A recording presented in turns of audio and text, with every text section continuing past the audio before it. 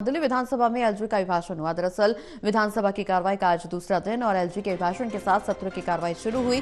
यमुना की सफाई प्रदूषण को खत्म करने का काम होगा। एलजी ने अपने अभिभाषण में इस बात का जिक्र किया कि यमुना की सफाई कराई जाएगी, प्रदूषण को खत्म करने के लिए आगे प्रयास भी किए जाएंगे। इसके अलावा दिल्ली को साफ सुथरा बनाने पर भी फोकस किया जाएगा। गाजीपुर, भलसवा और ओखला के कूड़े के पहाड़ों को हटाया जाएगा। विकसित दिल्ली संकल्प पत्र को लागू किया जाएगा। जनता से किए गए तमाम वादों को पूरा करने का काम किया जाएगा। एलजी ने अपने भाषण में तमाम बातों का जिक्र किया, जिसमें यमुना की सफाई, प्रदूषण को खत्म करने जैसे तमाम मुद्दों को शामिल किया गया। आने वाले कुछ महीनों में मेरी सरकार की पहली प्राथमिकता सड़कों, नालियों, सीवर लाइनों, स्वास्थ्य सुविधाओं तथा पीने के पानी की समस्याओं को दूर करने की होगी। साथ ही मेरी सरकार अब तक की लचर और भ्रष्ट प्रशासनिक व्यवस्था, जिसको विज्ञापनों के मायाजाल ने छुपा रखा था, उसे तत्काल प्रभाव से भ्रष्टाचार मुक्त कर सुदृढ़ और सुचारू बनाएगी। मेरी सरकार का दृढ़ प्रयास होगा कि दिल्ली में राजस्व प्राधिकरण को बढ़ाया जाए ताकि जन कल्याणकारी तथा दीर्घकालिक ढांचागत योजनाओं के लिए पर्याप्त धन राशि उपलब्ध हो।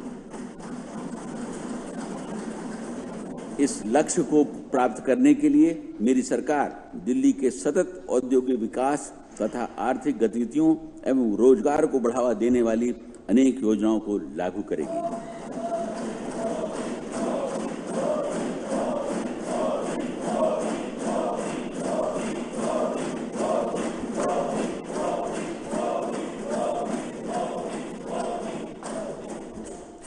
मेरी सरकार का मानना है कि perpetuation of poverty and maintenance of status quo cannot be a matter of state policy। इसके मद्देनजर मेरी सरकार समाज के सभी वर्ग, निम्न मध्यम, मध्यम तथा उच्च सभी के इंक्लूसिव डेवलपमेंट का भी प्रयास करेगी। तो एलजी के भाषण के दौरान विधानसभा के सत्र की कार्रवाई शुरू हुई। हालांकि इस दौरान विपक्ष की तरफ से हंगामा भी देखने को मिला, लेकिन सीधे तौर पर एलजी ने अपने भाषण में विकास कार्यों को लेकर के तमाम चीजें शामिल करने का जिक्र किया। उन्होंने इस दौरान रोजगार को बढ़ावा देने वाली योजनाओं को लागू करने का भी ऐलान किया। साथ ही साथ इस बात का भी जिक्र किया कि जनता से किए गए सभी वादों को पूरा करने के लिए आगे काम किया जाएगा। प्रणय हमारे साथ ज्यादा सहयोगी हमारे बने हुए हैं ज्यादा जानकारी के लिए। प्रणय, एलजी के भाषण के साथ सदन की कार्रवाई शुरू हुई। हालांकि इस दौरान विपक्ष का हंगामा भी देखने को मिला, लेकिन एलजी ने अपने भाषण में विकास कार्यों का रोड मैप जनता के सामने रखा। किस तरह से दिल्ली सरकार आगे विकास कार्यों को लेकर के कृत संकल्पित होगी, विकास कार्यों में किन मुद्दों को प्राथमिकता के साथ पूरा किया जाएगा, इसका जिक्र करते हुए भी नजर आए। बिल्कुल, देखिए प्रगति, अगर हम बात करें तो उपराज्यपाल ने आज कई महत्वपूर्ण बातों का जिक्र किया है, खासतौर से उन योजनाओं का जिन्हें लागू करने की बात बीजेपी के द्वारा अपने संकल्प पत्र में की गई है। उन्होंने ये भी कहा है कि गरीब महिलाओं को 2500 रुपए दिए जाएंगे। साथ ही में उन्होंने ये बात भी कही है कि गर्भवती महिलाओं को 21,000 रुपए की आर्थिक मदद दी जाएगी। इसके अलावा उन्होंने ये बात भी कही कि कैबिनेट ने अपनी पहली बैठक में ये सुनिश्चित किया कि दिल्ली में आयुष्मान भारत योजना को लागू किया जाएगा। इसके तहत 5 तक का मुफ्त इलाज देने की बात भी केंद्र सरकार के द्वारा और 5 लाख का अतिरिक्त मुफ्त इलाज जो है वो दिल्ली सरकार के द्वारा दिया जाएगा। अलग अलग जो योजनाएं हैं उनका उपराज्यपाल के द्वारा जिक्र किया गया। साथ ही में उन्होंने ये बात भी कही है कि सभी जो 32 नए विधायक बनकर आए हैं उन्हें उन्होंने शुभकामनाएं दी। इसके अलावा जो 5 महिलाएं चुनी गई हैं उन्हें भी उन्होंने शुभकामनाएं दी। साथ ही में उन्होंने ये बात भी कही कि आने वाले समय में गरीब परिवार की महिला को सिर्फ 500 रुपए में एलपीजी सिलेंडर मुफ्त कराए जाएंगे और इससे जो है वो जनता को बहुत बड़ी एक जो राहत है वो मिलेगी। इसके अलावा अगर बात करें तो वरिष्ठ नागरिकों की पेंशन को 2,000 रुपए बढ़ाकर 2,500 रुपए करने की बात भी उपराज्यपाल के द्वारा की गई। झुग्गी बस्तियों में अटल कैंटीन स्थापित करने की बात की गई, जिससे सिर्फ 5 रुपए में पौष्टिक भोजन की जो सुविधा है वो उपलब्ध हो पाएगी। इसके अलावा उन्होंने कहा कि सरकार की कोशिश रहेगी कि मौजूदा जो कल्याणकारी योजनाएं हैं वो जारी रहें, वहीं इन योजनाओं को और भी ज्यादा प्रभावी बनाने के लिए ये सुनिश्चित किया जाएगा कि भ्रष्टाचार मुक्त रहे। बिल्कुल प्रणय, हालांकि तमाम योजनाओं का जिक्र जो संकल्प पत्र में किया गया उनको पूरा करने का ऐलान जरूर अभिभाषण के दौरान उपराज्यपाल ने किया, लेकिन इस दौरान जो प्रमुख स्थानीय मुद्दे जैसे कि कूड़े का ढेर या बढ़ता प्रदूषण या पानी या सड़क सुरक्षा जैसे तमाम मुद्दों को भी उन्होंने अपने अभिभाषण में शामिल किया। उन्होंने साफ तौर पर कहा कि यमुना की सफाई, प्रदूषण को खत्म करने का काम भी किया जाएगा, दिल्ली को साफ सुथरा बनाने पर फोकस किया जाएगा। बिल्कुल, उपराज्यपाल ने अपने भाषण में ये बात कही कि मौजूदा सरकार ये सुनिश्चित करेगी कि दिल्ली को न सिर्फ सुंदर और स्वच्छ बनाया जाए बल्कि प्रदूषण रहित भी बनाया जाए। साथ ही में उन्होंने यमुना का भी जिक्र किया कि यमुना का भी जो पुनरुद्धार है वो किया जाएगा और लोगों को जो स्वच्छ जल है पीने के लिए वो मिलेगा। उन्होंने कहा कि जो विकसित दिल्ली संकल्प पत्र है जिस पर दिल्ली की जनता ने अपना विश्वास जताया है, नई सरकार को जो जनादेश मिला है वो उसे पूरा करेगी और जनता के को किए गए वादों को भी पूरा करने के लिए वो संकल्पबद्ध है। साथ ही में उन्होंने ये भी कहा है कि नई सरकार में भ्रष्टाचार के लिए कोई भी स्थान नहीं होगा। बिल्कुल प्रणय, हालांकि इस दौरान एलजेवी के सक्सेना ने इस बात पर भी जोर दिया कि टकराव की वजह से स्थिति बिगड़ती और टकराव की वजह से बहुत समय बर्बाद हुआ है। अब केंद्र सरकार के साथ समन्वय बनाकर विकास कार्यों को पूरा किया जाएगा। जनता से जो भी वादे किए हैं उनको पूरा करने पर अब सरकार का फोकस होगा। बिल्कुल, देखिए उपराज्यपाल ने इस बात का जिक्र किया कि किस तरीके से टकराव की स्थिति के चलते बहुत सारी ऐसी योजनाएं हैं जो दिल्ली में लागू नहीं हो पाई। साथ ही में उन्होंने ये कहा कि अब न सिर्फ केंद्र सरकार के साथ समन्वय बना के चला जाएगा बल्कि बाकी राज्यों की भी जो सरकारें हैं उनके साथ भी समन्वय होगा ताकि जनता का ज्यादा से ज्यादा जो लाभ है वो हो सके। और पूरी तरीके से उन्होंने कहा है कि जो नई सरकार है उसका जो ध्येय है वो सिर्फ और सिर्फ जनता की सेवा करना है और जनता को जो सुविधाएं अब तक नहीं मिल रही थी उन्हें ज्यादा से ज्यादा मिले, उसे सुनिश्चित कराना है।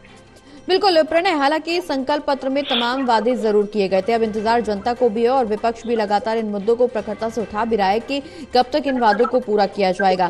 लेकिन अब जिस तरह से सदन में हंगामे की स्थिति बनी, विधायकों को सस्पेंड किया गया, आम आदमी पार्टी के तमाम विधायकों को, खुद नेता प्रतिपक्ष को भी सदन से बाहर निष्कासित किया गया पूरे दिन के लिए। ऐसे में अब सदन के बाहर भी प्रदर्शन देखने को मिल रहा है। विपक्षी विधायक यहाँ पर प्रदर्शन करते हुए नजर आ रहे हैं। साफ तौर पर मुद्दा इस बात का उठाया जा रहा है कि भीमराव अंबेडकर का अपमान किया गया, उनकी जगह नरेंद्र मोदी की फोटो लगाई गई।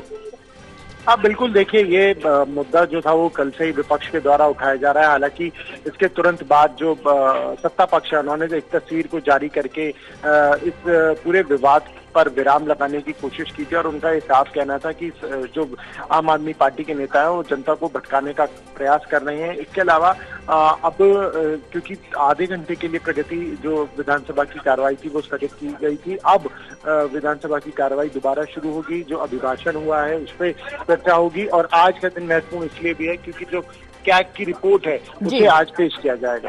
बिल्कुल प्रणय, लेकिन एक सवाल विपक्ष की तरफ से लगातार उठाया जा रहा है कि जब विपक्षियों की तरफ से भीमराव अंबेडकर को लेकर के प्रदर्शन किया जा रहा था, नारेबाजी की जा रही थी, तो उनको सदन से बाहर निकाला गया। लेकिन वहीं दूसरी ओर उपराज्यपाल के अभिभाषण पर मोदी मोदी के नारे लगाए गए। उस दौरान स्पीकर की तरफ से कोई भी जिक्र नहीं किया गया, ना तो सत्ता पक्ष को रोकने की कोशिश की गई। ये दोहरा व्यवहार अपनाया जा रहा है सत्ता पक्ष के लिए और विपक्ष के लिए। ये सीधे तौर पर आरोप विपक्षी नेताओं का। बिल्कुल, देखिए अब देखना ये होगा प्रगति की अब आज पूरे दिन में किस तरह की कार्रवाई रहती है। क्या सदन के बाहर जो विपक्षी विधायक हैं उनका जो प्रदर्शन है वो जारी रहता है या वो कुछ जो विधायक हैं वो वापस सदन में लौटते हैं। हालांकि उसके आसार बहुत कम नजर आ रहे हैं। इसकी वहीं दूसरी तरफ अगर हम बात करें तो कैग की रिपोर्ट को जिस तरह से आज सदन में पेश किया जाता है और ये लगातार कहा जा रहा है कि 14 रिपोर्ट हैं जो कि लंबित है जिन्हें पेश करना है, तो क्या सभी 14 की 14 रिपोर्ट को आज पेश किया जाएगा या कुछ रिपोर्ट इसमें से कुछ ही रिपोर्ट को आज सबके सामने रखा जाएगा? बिल्कुल, सीएजी रिपोर्ट को लेकर के लगातार बीजेपी नेताओं की तरफ से बयानबाजी हो रही है कि इसमें बहुत सारे घोटाले किए गए हैं सरकार की तरफ से। शायद यही वजह कि सीएजी रिपोर्ट को टेबल नहीं किया गया और अब जब सत्ता पक्ष की तरफ से, बीजेपी की तरफ से सीएजी रिपोर्ट्स को, पेंडिंग रिपोर्ट्स को टेबल करने की बात कही जा रही है, तब विपक्षी सांसद जानबूझ करके हंगामा कर रहे हैं सदन के अंदर ताकि सदन की कार्रवाई स्थगित हो, बाधित हो, ताकि सीएजी रिपोर्ट को टेबल ना किया जा सके। आप बिल्कुल देखिए, आज भी हंगामा जो है वो देखने को मिला था और हमने ये भी देखा कि जिस तरीके से जब राज्यपाल का अभिभाषण शुरू हुआ उसके बाद जो विपक्ष है उसने हंगामा करना शुरू कर दिया था और लगातार जो हमला है वो सत्ता पक्ष पर किया जा रहा था। लेकिन उसके बाद कार्रवाई करते हुए विधानसभा अध्यक्ष ने कई विधायकों को, आम आदमी पार्टी के विधायकों को सदन से बाहर कर दिया और उन्हें पूरे दिन के लिए निष्कासित भी किया है। अब जब कार्रवाई शुरू होगी तो किस तरह की प्रक्रिया देखने को मिलती है, ये देखना बहुत महत्वपूर्ण रहेगा।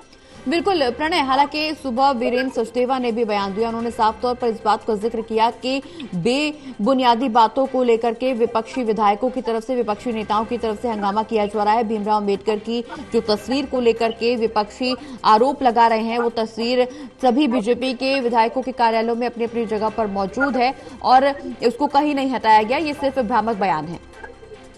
बिल्कुल देखिए, वीरेंद्र सचदेवा ने कल भी प्रगति बयान दिया था और उन्होंने कहा था कि लोगों की आकांक्षाओं को पूरा करते हुए ये कोशिश रहेगी कि अब जो आगे की सरकार काम कर रही है वो उनकी आकांक्षाओं को पूरा करे। जो वादे उन्होंने किए हैं उन वादों को पूरा किया जाए, क्योंकि जिस तरीके से उन्होंने आरोप लगाया था कि पिछले 10 साल में जनता को गुमराह करने का काम आम आदमी पार्टी की सरकार ने किया और कोई भी वादे जो थे वो पूरे नहीं किए गए, चाहे वो यमुना की सफाई की बात करें, चाहे वो स्वास्थ्य सुविधाओं की बात करें या फिर अच्छे इंफ्रास्ट्रक्चर की बात करें। तो बीजेपी ने आरोप लगाया था कि पिछली सरकारों ने इसे पूरा नहीं किया और अब उनकी पूरी यही कोशिश है कि इस ओर ध्यान दिया जाए और इस ओर ज्यादा से ज्यादा लोगों की जो है वो केंद्र सरकार की योजनाओं के जरिए और अलग अलग योजनाओं के जरिए उनकी मदद की जाए।